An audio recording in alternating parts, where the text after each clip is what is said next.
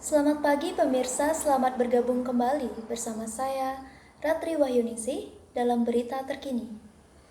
Dalam beberapa menit ke depan, saya akan membawakan sebuah berita untuk pemirsa, diantaranya yaitu mengenai BNPB, catat 8,26 juta orang mengungsi akibat bencana alam di Indonesia. Badan Nasional Penanggulangan Bencana BNPB mencatat ada 8,26 juta orang menderita dan terpaksa mengungsi akibat bencana alam yang terjadi di Indonesia terhitung sejak 1 Januari 2021 sampai 19 Desember 2021. Sampai tanggal 19 Desember 2021, tercatat jumlah kejadian bencana sebanyak 2.931 kejadian. Tulis pernyataan resmi BNPB melalui akun Twitternya, dikutip di Jakarta Senin 20 Desember 2021.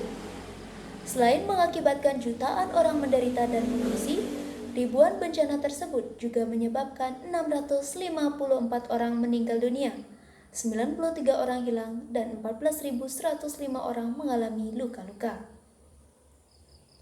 Berdasarkan jumlah kejadian per jenis, banjir merupakan bencana terbanyak di Indonesia dengan jumlah mencapai 1.236 kejadian. Cuaca ekstrim 746 kejadian, tanah longsor 595 kejadian, serta kebakaran hutan dan lahan sebanyak 265 kejadian.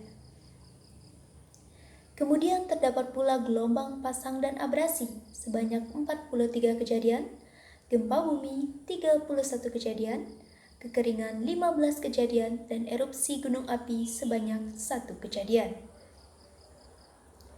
Seperti dilansir Antara, BNPB juga melaporkan ada 140.829 rumah rusak dengan rincian 18.971 rumah rusak berat, 25.263 rumah rusak sedang, 96.595 rumah rusak ringan akibat bencana alam di tanah air.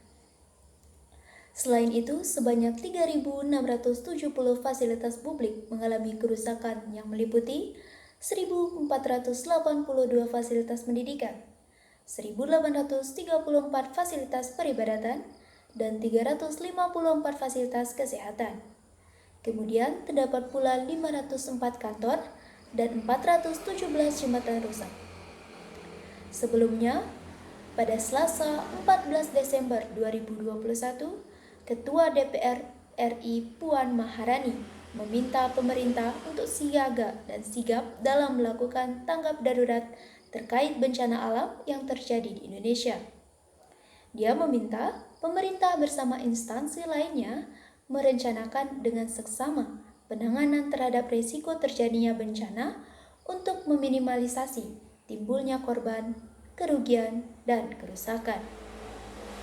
Selain itu, Puan juga meminta pemerintah meninjau ketersediaan cadangan APBN untuk bencana di berbagai daerah yang rawan karena penggunaan uang negara dapat lebih efisien.